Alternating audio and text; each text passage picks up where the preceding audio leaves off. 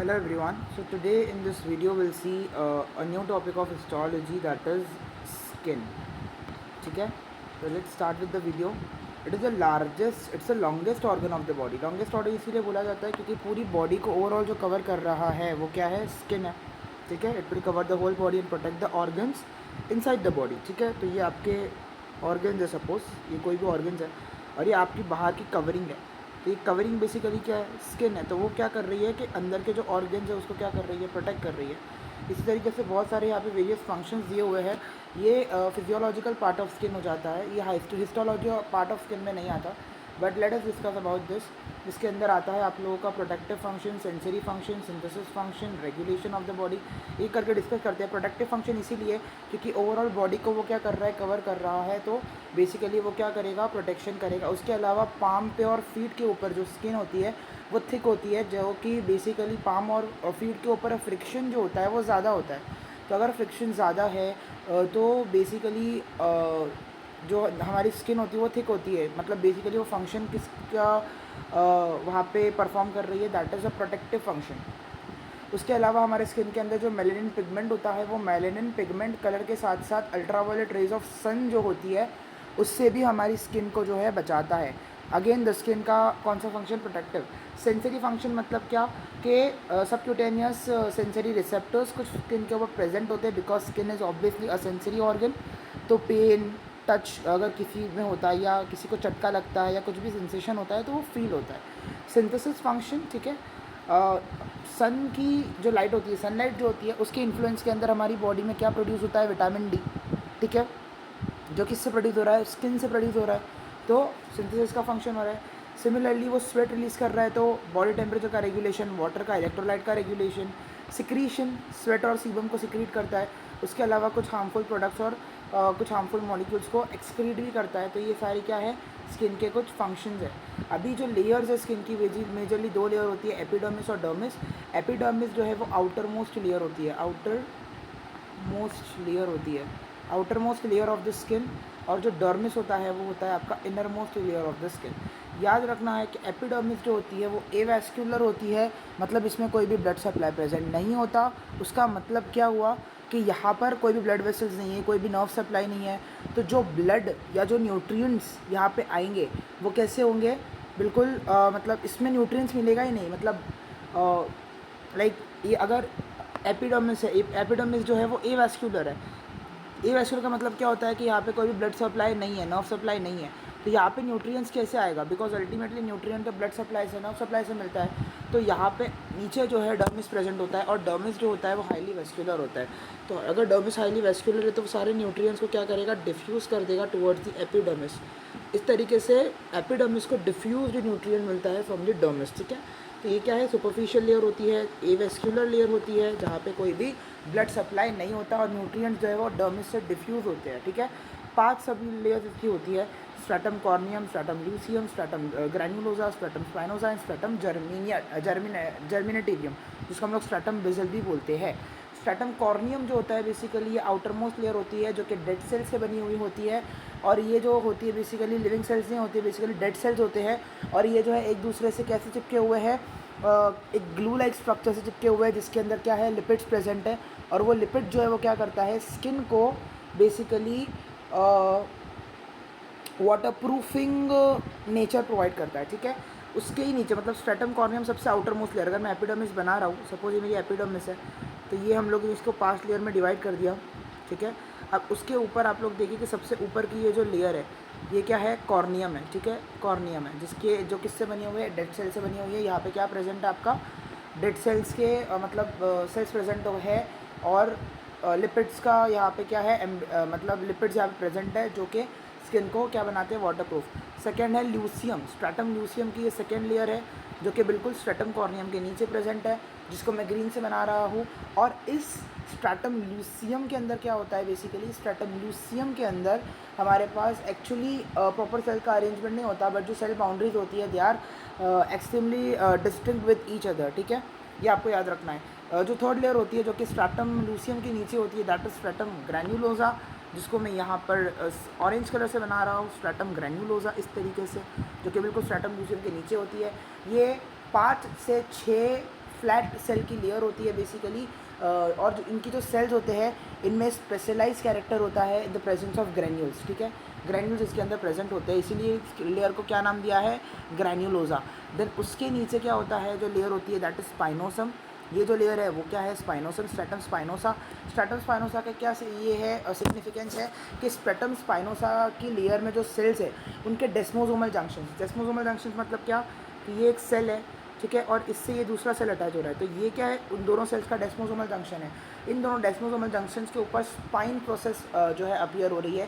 Spine जो है, spinous like spines जो होती है, कांटे जिसको बोलते हैं, वो अपीयर हो रहे हैं, इसीलिए इस लेयर को नाम दिया है स्ट्रैटम स्पाइनोसा।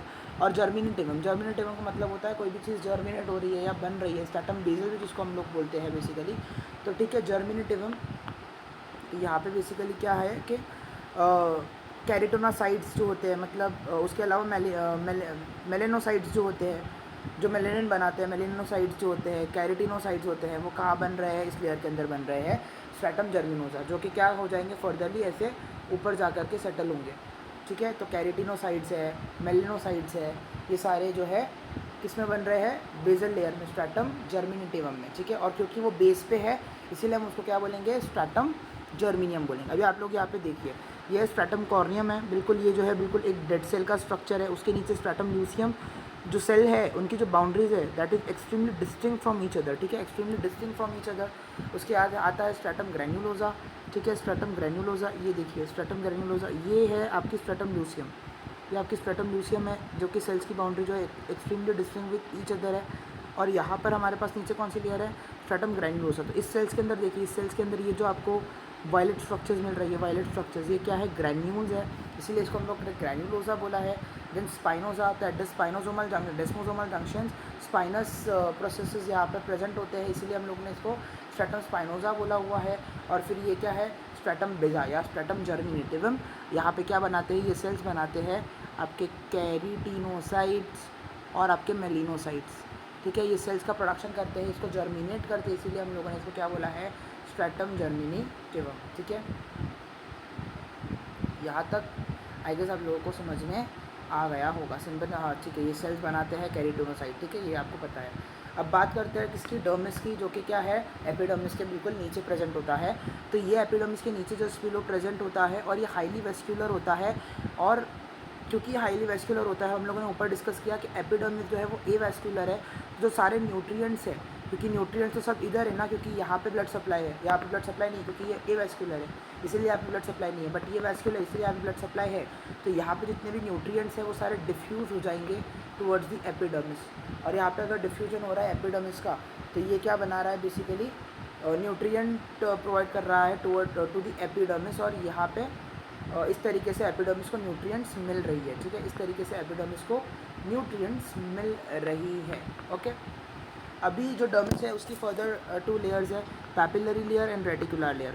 आपको मैं एक बात बता दूं, अगर मैं स्किन बना रहा हूँ और अगर ये मेरा है एपिडर्मिस, ठीक है, ये मेरा है एपिडर्मिस और ये मेरी है डर्मिस, ये मेरी क्या है, डर्मिस है। तो इन दोनों को जो सेपरेट करेंगी लाइनिंग्स, इन दोनों को जो लाइनिंग सेपरेट करेंगी, ये लाइनिंग्स जो है ये बेसिकली स्ट्रेट लाइन नहीं होंगी, बल्कि इस तरीके की वेवी लाइंस होंगी, इस तरीके की वेवी लाइंस होंगी। तो जो एक्सटेंशन डर्मिस से हो रहा है, मतलब ये वाला एक्सटेंशन की, मैं ये वाला एक्सटेंशन की बात कर रहा हूँ, ये वाला एक्सटेंशन की बात कर रहा हूँ, जिसको जो एक्सटेंशन डर्मिस से हो रहा है इसको हम लोग क्या करें, बोलेंगे डर्मल पैपिला। और जो एक्सटेंशन आपके एपिडर्मिस से हो रहा है, जो एक्सटेंशन आपकी एपिडर्मिस से हो रहा है, उसको हम लोग क्या बोलेंगे, एपिडर्मल पैपिला। आप लोग समझ रहे हो, सपोज एपिडर्मिस और डर्मिस को मुझे सेपरेट करना है, तो ये एक स्ट्रेट लाइन नहीं होगी, बल्कि ये एक वेवी लाइन होगी इस तरीके से, जो कि क्या बनाएंगी, पैपिला का फॉर्मेशन करेगी। अगर वो एपिडर्मिस से एक्सटेंशन आ रहा है तो एपिडर्मल पैपिला है, अगर वो डर्मिस से एक्शन जा रहा है तो वो डर्मल पैपिला है, ठीक है। ये हाईली वेस्कुलर है, इसीलिए जो न्यूट्रिएंट्स है वो हमेशा डिफ्यूज़ होते हैं टुवर्ड्स दी एपिडर्मिस, ठीक है। आप ये देख सकते हो, ये एक्सटेंशन यहाँ पर है तो ये डर्मल पैपिला हो गया, ये एक्सटेंशन इधर है तो ये एपिडर्मल पैपिला हो गया। उसके अलावा यहाँ पे अपेंडेजेस ऑफ स्किन की बात करते हैं, जिसके अंदर हेयर है, नेल्स है, ग्लैंड्स है। ग्लैंड्स के अंदर क्या आता है आपका, शिबीशियस ग्लैंड एंड स्वेट ग्लैंड, ठीक है। तो ये हो गए आपके स्किन के appendages.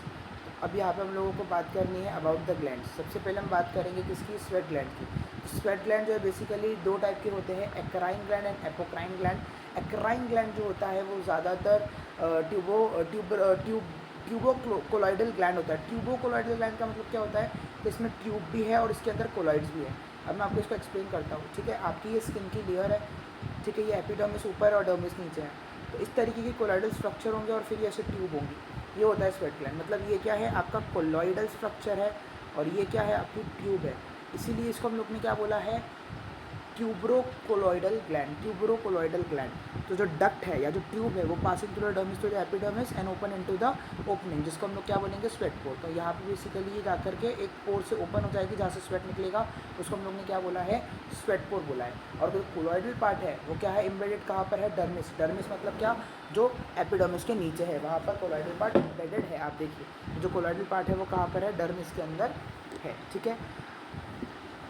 It mainly secrete the watery sweat. Watery sweat के मतलब जो जिसमें वाटर होता है, सॉल्ट होता है, इलेक्ट्रोलाइट होता है, ऐसी चीज़ है बेसिकली सिक्रीट करता है। कौन, एंड आपका eccrine gland of sweat gland. Eccrine gland of sweat gland क्या करता है, वाटरी स्वेट रिलीज़ करता है। क्यों वाटरी स्वेट रिलीज़ करता है आपका जो एक्राइन ग्लैंड है आपका स्वेट ग्लैंड का, वो क्यों वाटरी स्वेट रिलीज़ करता है, क्योंकि मेजरली जो बॉडी में आप अगर मैं पूरी बॉडी की स्किन की बात करूँ तो सबसे ज़्यादा जो ग्लैंड प्रेजेंट है वो है स्वेट ग्लैंड। मतलब हर जगह पे, हर स्पॉट ऑफ द स्किन पे जो ग्लैंड प्रेजेंट है वो स्वेट ग्लैंड है।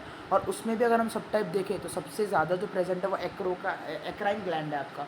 और वो एक्राइन ग्लैंड क्या करता है, आपकी वाटरी स्वेट को रिलीज़ करने में मदद करता है। मतलब जो स्वेट है वो कैसा रिलीज़ होता है, वाटरी रिलीज़ होता है।